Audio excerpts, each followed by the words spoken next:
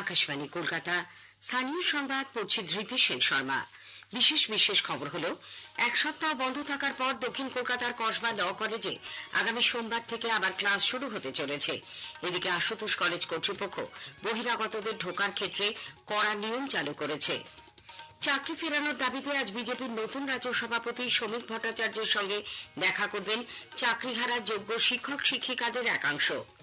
কৃষি সংক্রান্ত সমস্যা সমাধানের পর অভিযোগকারী কৃষকের কাছ থেকে সন্তুষ্টি শংসাপত্র লিখিয়ে আনার জন্য কৃষিমন্ত্রী শোভনদেব চট্টোপাধ্যায় দপ্তরের আধিকারিকদের নির্দেশ দিয়েছেন।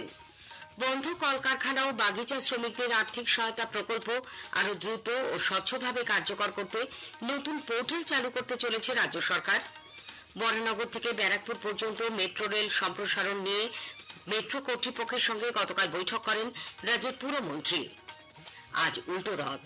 জগন্নাথ, বলভদ্র, সুভদ্রাকে মাসির বাড়ি থেকে মূল মন্দিরে ফিরিয়ে আনার জন্য রাজ্য জুড়ে প্রস্তুতি প্রায় সম্পূর্ণ। আসছে বিস্তারিত খবরে। এক সপ্তাহ বন্ধ থাকার পর দক্ষিণ কলকাতার কসবা ল কলেজে আগামী সোমবার 7 জুলাই থেকে আবার ক্লাস শুরু হতে চলেছে। কলকাতা পুলিশের যুগ্ম কমিশনারের অনুমতি পাওয়ার পর এ ব্যাপারে বিজ্ঞপ্তি জারি করেছেন কলেজের vice principal Nayana Chattopadhyay. Class চালুর সিদ্ধান্তে স্বস্তি ফিরেছে ছাত্রছাত্রীদের মধ্যে। এদিকে কসবার ঘটনা থেকে শিক্ষা নিয়ে কলেজে বহিরাগতদের ঢোকার ক্ষেত্রে কড়া নিয়ম চালু করেছে কলকাতার আশুতোষ কলেজ কর্তৃপক্ষ। একটি প্রতিবেদন। গণধর্ষণ কাণ্ডের অভিযোগের প্রেক্ষিতে গত সোমবার সাউথ ক্যালকাটা ল কলেজের পরিচালন সমিতি কলেজ বন্ধ রাখার সিদ্ধান্ত নিয়েছিল। এর ফলে সমস্যায় পড়েছিলেন ছাত্রছাত্রীরা। পরিচালন সমিতির এই সিদ্ধান্ত নিয়ে প্রশ্ন তুলেছিলেন শিক্ষামন্ত্রী ব্রাত্য বসু। তবে হাইকোর্টের নির্দেশ পেয়ে ও কলকাতা পুলিশের অনুমতি পাওয়ার পর কলেজের পরিচালন সমিতি আগামী সোমবার থেকে ক্লাস চালুর সিদ্ধান্ত নিয়েছে। গতকাল কলেজ কর্তৃপক্ষ বিজ্ঞপ্তি দিয়ে জানিয়েছে, সকাল 8টা থেকে দুপুর 2টো পর্যন্ত কলেজ খোলা থাকবে। BA-LLB-র প্রথম সেমিস্টারে যেসব পরীক্ষার্থী পরীক্ষার ফর্ম ফিল আপ করতে পারেননি, সোমবার তাদের প্রয়োজনীয় নথিপত্র নিয়ে কলেজে যেতে হবে। চতুর্থ, ষষ্ঠ ও অষ্টম সেমিস্টারের ছাত্রছাত্রীদের প্রজেক্ট পেপার জমা দেওয়ার জন্য নির্ধারিত দিনে যেতে বলা হয়েছে। LLM এর ক্লাস শুরু হবে মঙ্গলবার থেকে। কলেজের স্থায়ী নিরাপত্তারক্ষী পুরো কলেজ ভালোভাবে দেখে ও মেন গেটে তালা দিয়ে তবেই কলেজ থেকে বেরোতে পারবেন বলে বিজ্ঞপ্তিতে জানানো হয়েছে। অন্যদিকে এই কলেজের ঘটনা থেকে শিক্ষা নিয়ে প্রাক্তনী ও বহিরাগতদের ঢোকার ক্ষেত্রে কড়া বিধিনিষেধ চালু করেছে কলকাতার আশুতোষ কলেজ কর্তৃপক্ষ। তারা জানিয়েছে, প্রাক্তনীদের কলেজে যেতে গেলে অধ্যক্ষের অনুমতি নিতে হবে। পরিচয়পত্র ছাড়া কলেজে ঢুকতে পারবেন না ছাত্রছাত্রীরা। কমন রুম ছাড়া ক্যাম্পাসের অন্য কোথাও ছাত্রছাত্রীদের আড্ডা দেওয়া চলবে না। প্র্যাকটিক্যাল ক্লাস থাকলেও ছাত্রছাত্রীদের বিকেল 5:30টার মধ্যে ছুটি দিয়ে দিতে হবে। কলেজের নিরাপত্তা সুনিশ্চিত করতেই এই সিদ্ধান্ত নেওয়া হয়েছে বলে কলেজ কর্তৃপক্ষের বক্তব্য। সুমন মুখোপাধ্যায়, আকাশবাণী সংবাদ, কলকাতা। এদিকে কসবা ল কলেজে গণধর্ষণের ঘটনার গতকাল পুনর্নির্মাণ করা হয়। কলকাতা পুলিশের সিটের সদস্য লালবাজারের গোয়েন্দা বিভাগের আধিকারিকরা মনোজিৎ মিশ্র সহ আরো 3 অভিযুক্তকে সেখানে নিয়ে ঘটনার পুনর্নির্মাণ করেন। অন্যদিকে 25 জুনের ওই ঘটনায় নিরাপত্তারক্ষী পিনাকি বন্দ্যোপাধ্যায়কে পুলিশি হেফাজতের মেয়াদ শেষে গতকাল ফের আদালতে তোলা হয়। তাকে 8 জুলাই পর্যন্ত পুলিশি হেফাজতে পাঠানো হয়েছে। ইউজিসির তরফে স্বায়ত্তশাসনের অধিকার পেল কলকাতার বেহালা কলেজ। চলতি শিক্ষাবর্ষ থেকে আগামী 10 বছরের জন্য কলেজকে স্বায়ত্তশাসনের মর্যাদা দেওয়া হয়েছে বলে ইউজিসির তরফে এক নির্দেশিকায় বলা হয়েছে।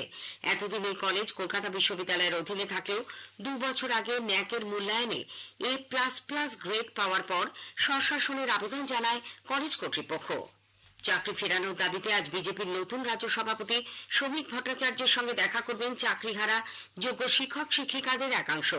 যোগ্য চাকরিহারা শিক্ষকদের একটি সংগঠনের তরফে সুমন বিশ্বাস জানিয়েছেন, নিজেদের দাবির কথা তারা বিজেপির রাজ্য সভাপতির কাছে তুলে ধরবেন।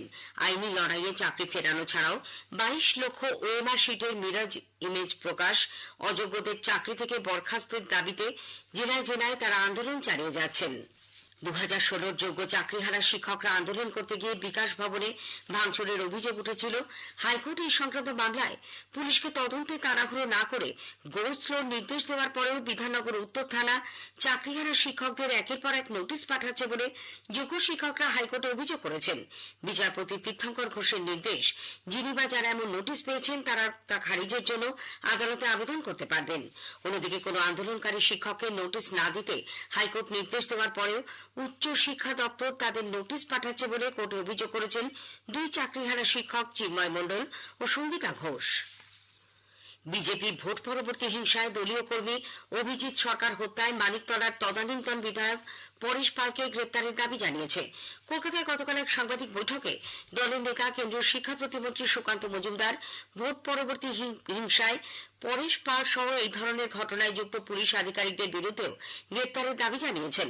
তিনি বলেন, বিচার ব্যবস্থায় এমন নিদর্শন তৈরি হওয়া উচিত যেখানে কোনো রাজনৈতিক দল ভোটে জয়লাভের পর বিরোধী দলের কর্মীদের ওপর আক্রমণ করতে না পারে।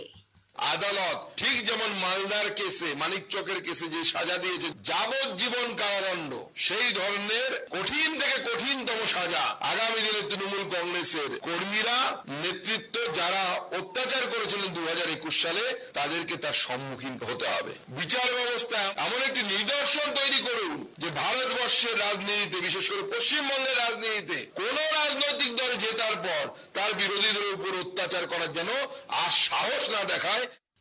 এদিকে ভোট পরবর্তী হিংসায় সিবিআই এর দায়ের করা মামলায় মালদায় অভিযুক্ত প্রাক্তন স্কুল শিক্ষক তৃণমূল কংগ্রেস নেতা রফিকুল ইসলামকে যাবজ্জীবন কারাদণ্ডে দণ্ডিত করা হয়েছে। ভোট পরবর্তী হিংসায় রাজ্যের মধ্যে এই প্রথম সাজা ঘোষণা। স্থানীয় সংবাদ শুনছেন আকাশবাণী কলকাতা কেন্দ্র থেকে। আমাদের সংবাদ শোনা যাবে ইউটিউব চ্যানেল আকাশবাণী সংবাদ বাংলা, ফেসবুক ও ইনস্টাগ্রাম আকাশবাণী সংবাদ কলকাতা এবং এক্স হ্যান্ডেল AIR নিউজ কলকাতাতে। কৃষি সংক্রান্ত সমস্যার সমাধানের পর অভিযোগকারী কৃষকের কাছ থেকে সন্তুষ্টি শংসাপত্র লিখিয়ে আনার জন্য কৃষিমন্ত্রী শোভনদেব চট্টোপাধ্যায় দপ্তরের আধিকারিকদের নির্দেশ দিয়েছেন। গতকাল নবান্নে এই সংক্রান্ত এক বৈঠকে তিনি বলেন, যতক্ষণ এই শংসাপত্র পাওয়া যাচ্ছে ততক্ষণ সমস্যার সমাধান হয়েছে বলে মেনে নেওয়া হবে না। সমস্যা সমাধানে আধিকারিকদের এবার সরাসরি কৃষকদের কাছে পৌঁছতে হবে। কৃষি সংক্রান্ত সমস্যার সমাধানে কোন রকম গাফিলতি বরদাস্ত করা হবে না। উল্লেখ্য, গতকালের বৈঠকে ন্যায্য মূল্যে কৃষকরা যাতে সার পান তা সুনিশ্চিত করারও নির্দেশ দেওয়া হয়। বন্ধ কলকারখানা ও বাগিচা শ্রমিকদের আর্থিক সহায়তা প্রকল্প বা ফাউলাই আরো দ্রুত ও স্বচ্ছভাবে কার্যকর করতে নতুন পোর্টাল চালু করতে চলেছে রাজ্য সরকার। রাষ্ট্রায়ত্ত তথ্য প্রযুক্তি সংস্থা ওয়েবলকে এই পোর্টাল তৈরির দায়িত্ব দেওয়া হয়েছে। শ্রম দপ্তর সূত্রে জানা গেছে, এই উদ্যোগের মাধ্যমে লক আউট, বন্ধ অথবা পরিত্যক্ত কলকারখানার শ্রমিকদের সরকারি সুবিধে প্রাপ্তি আরো সহজ ও কার্যকর হবে। চা বাগানগুলির ক্ষেত্রে 1 মাস বন্ধ থাকলেই শ্রমিকরা এই আর্থিক সহায়তা পাওয়ার যোগ্য হবেন। অন্যদিকে অন্যান্য শিল্পক্ষেত্রে কমপক্ষে 6 মাস বন্ধ থাকার শর্ত পূরণ করতে হবে। নতুন পোর্টালে শ্রমিকরা অনলাইনে নাম নথিভুক্তিকরণ ও যাচাই প্রক্রিয়ার সুযোগ পাবেন। কেন্দ্রীয় বস্ত্র মন্ত্রকের অধীনে জাতীয় পাট পর্ষদের উদ্যোগে শুরু হল সুন্দরবনের সর্বপ্রথম JRCPC প্রশিক্ষণ। চলবে 1 মাস। এই প্রশিক্ষণের মধ্যে দিয়ে বেসিক, অ্যাডভান্স ও ডিজাইন ট্রেনিং নিতে পারবেন সুন্দরবনের দুস্থ মহিলারা। অনুষ্ঠানের উদ্বোধন করে জুট কমিশনার মলয় চন্দন চক্রবর্তী বলেন, সুন্দরবনে মহিলাদের স্বনির্ভর করার লক্ষ্যকে সামনে রেখে ন্যাশনাল জুট বোর্ডের পক্ষ থেকে এই প্রথম একসঙ্গে JRCPC, JRMB ও JRO অনুমোদন দেওয়া হয়েছে। আনুষ্ঠানিক উদ্বোধন হলো আমাদের কুলতলি মিলন তীর্থ এখানে আমরা ন্যাশনাল জুট বোর্ড এখানে প্রথমে 20 জন মহিলার জন্য ট্রেনিং এর ব্যবস্থা করছে। 1 মাসের ট্রেনিং, ওনাদেরকে ট্রেনিং দেওয়া হবে বিভিন্ন জুটের ফিনিশড গুডসের প্রোডাকশনের জন্য, বিশেষ করে জুট ব্যাগস। আর এতে ওনারা যে আছে ওনারা স্বনির্ভর হওয়ার জন্য এটা খুব বড় সুযোগ। দীর্ঘদিন পর বরানগর থেকে ব্যারাকপুর পর্যন্ত মেট্রো রেল সম্প্রসারণ প্রকল্প নিয়ে গতকাল মেট্রো কর্তৃপক্ষের সঙ্গে বৈঠক করেন রাজ্যের পুর নগর উন্নয়ন মন্ত্রী কলকাতা পুরসভার মেয়র ফিরহাদ হাকিম। পুর ভবনের প্রাথমিক পর্যায়ের বৈঠকের পরেও বেশ কিছু জটিলতা রয়ে গেছে বলে মেয়র জানান।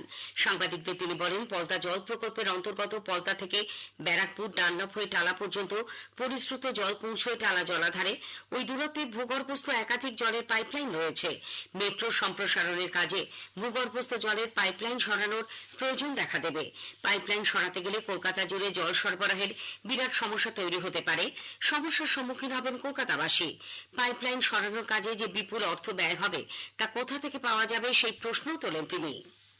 শিয়ালদা ডিভিশনের দমদম স্টেশনের সম্পূর্ণ পয়েন্ট রূপান্তরের জন্য আজ রাত 12:10 থেকে আগামীকাল সকাল 7:10 পর্যন্ত মোট 7 ঘন্টা ডাউন লাইনে ট্রাফিক ব্লকের পরিকল্পনা নেওয়া হয়েছে। এই কারণে আজ ট্রেন চলাচল নিয়ন্ত্রণ করা হচ্ছে। পূর্ব বর্ধমানের কাটোয়ার রাজুয়া গ্রামে গতরাতে একটি পরিত্যক্ত বাড়িতে ভয়াবহ বিস্ফোরণে একজনের মৃত্যু হয়েছে, আহত 3 জন। মৃতের পরিচয় জানা যায়নি। আহতদের মধ্যে তুফান চৌধুরী নামে একজনকে কাটোয়া হাসপাতালে ভর্তি করা হয়েছে, বাকিরা পলাতক। বিস্ফোরণে বাড়িটির একাংশ ভেঙে পড়ে। তুফান চৌধুরী বাইরে থেকে দুষ্কৃতীদের এনে পরিত্যক্ত বাড়িটিতে বোমা বাঁধছিলেন বলে অভিযোগ। আজ উল্টো রথ। মাসির বাড়িতে 8 দিন থাকার পর নবম দিনে জগন্নাথ দেব, বলভদ্র ও সুভদ্রা ফিরে আসবেন তাদের নিজের মন্দিরে। ওড়িশার পুরীতে জগন্নাথ মন্দিরে প্রত্যাবর্তনের জন্য প্রস্তুত জগন্নাথ, বলভদ্র এবং সুভদ্রার 3টি রথ।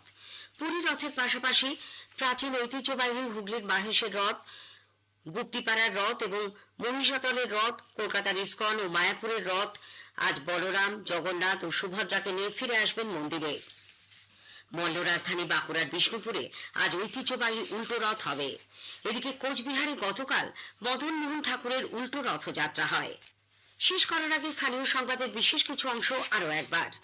1 সপ্তাহ বন্ধ থাকার পর দক্ষিণ কলকাতার কসবা ল কলেজে আগামী সোমবার থেকে আবার ক্লাস শুরু হতে চলেছে। আজ উল্টো রথ। জগন্নাথ, বলভদ্র, সুভদ্রাকে মাসির বাড়ি থেকে মূল মন্দিরে ফিরিয়ে আনার জন্য প্রস্তুতি প্রায় সম্পূর্ণ। স্থানীয় সংবাদ শেষ হলো। পরের খবর 9টা 15 মিনিটে।